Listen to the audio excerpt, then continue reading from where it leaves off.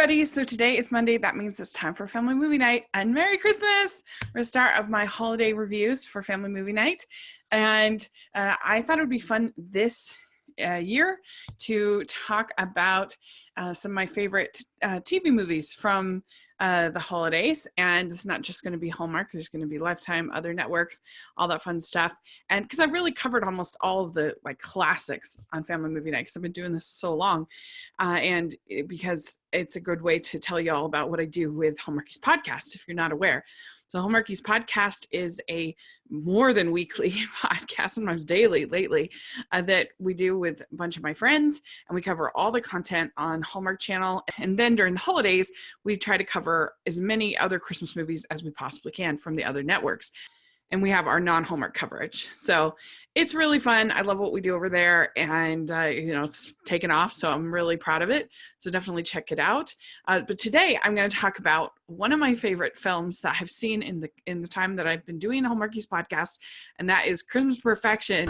I'm in my Christmas village! It's a Christmas miracle! Can't imagine spending Christmas without my lovely girlfriend. Tom? Gingerbread man? Thank you. All this rich food. I'm gonna go for a run in the morning. No one gains weight in Christmas Town, love. Oh man, I love it here. Brandon? This is a dream, right? I ate some bad curry and now I'm in your Christmas village? I thought it was so funny and such a clever concept, and it had such heart to it that I really enjoyed it. I feel like this is one that anybody can enjoy, not just Hallmark fans. So let's talk about it. Perfection is kind of in the same vein as something like Big, or that kind of a magical realism kind of thing. So you have this girl played by Caitlin Thompson named Darcy, who wants everything to be perfect. And she starts out at Thanksgiving, and she's really trying to make the perfect meal. And she wants all of her family and friends to behave in this perfect way. Her parents are divorced and they hate each other, and that's frustrating for her. And her mother would talk about these Christmases in Ireland growing up, and so she has this Irish Christmas village, and she really just wishes she could have the dream Christmas in Ireland. Supposed to be smoke coming out of the oven? No. Cheer up, Doris. It's still delicious. Like 90% of it's delicious. When are you going to give that nice Brandon a chance? Brandon and I are just friends. Hey! Tom, he's the sort of person I should be with. You let too many shoulds run your life, Darcy. I wish I could have a perfect holiday, like you did when you were a kid in Ireland. You weren't all that great, Darcy. A girl can dream, I guess. And it's interesting because I think this is why this movie works so well, is that it's not just the comedy layer, but there's this other layer of her sort of coming to terms with the people in her life and the fact that they don't behave the way that she would want them to behave. And so there's sort of this added layer to it that I think makes it a lot better. And so she also has her BFF, who she just kind of totally takes for granted. And of course, we've seen that many times, but his name is Brandon. But I think it's done really well here, and you can kind of see why that ends up happening the way it does. Anyway, and so she makes a wish in this old lady's antique store that she wishes she could be in the Irish Christmas village. The next morning, she wakes up in the Irish Christmas village, and everything is perfect. The perfect Christmas. She can eat as much as she wants. She has this crush on her boss, and so in the Irish Christmas village, the boss is her boyfriend. And I think really funny, played by Robbie Silverman, and his name's Tom, and he's just super doting upon her. And at first it seems really romantic, but then it gets really boring very quickly.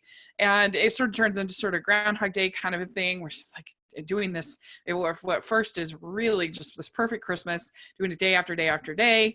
It starts to lose some of its value. You think that doing the same thing every day is boring? No. This world, it's yours. Only you can get yourself out of it. I'm getting out of here. What's interesting is that Brandon ends up coming into the village, but he's the only one that's not changed. Her parents are like totally in love in this world, and her best friend named Carmen, who is really like sarcastic and salty, is like not that way in this world. So all these people are behaving the way she thinks that she wants them to behave. Brandon, I'm with Tom now. You have to accept that. Tom is not a real person. None of this is real. You are my best friend. That's what makes sense. Makes sense. What about what feels right?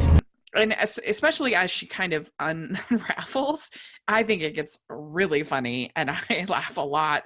There's a continuing joke on the in the movie that I think's really funny, where she can't she can't swear, and so everything is like a Christmas swear word.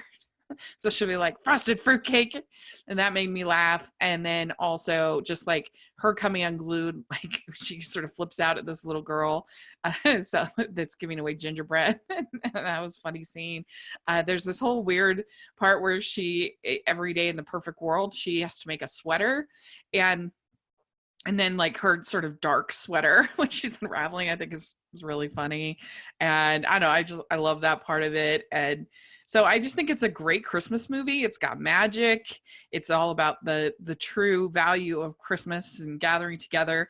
But then also it's really funny, and I think it's actually really sweet and has a tender heart to it, as far as especially when she realizes that she misses her parents the way that they really are, and acting in an authentic way, even though it will mean that they're not in love and they kind of hate each other.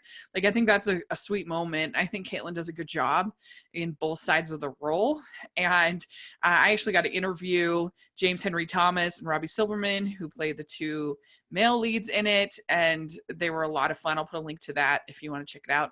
The writing, I think, is really solid in this movie. In fact, the writers, Lauren Hynek and Elizabeth Martin, are actually working on the Mulan film, which I think is kind of interesting, to go from TV movie to a big feature like that, which is interesting. And so I just really like this movie a lot. I think it's so funny and just so well done. So you can rent it, I think, and get it for low price on Vudu and other streaming services. So definitely worth checking out and seeing if they re-air it on Lifetime, if you prefer that.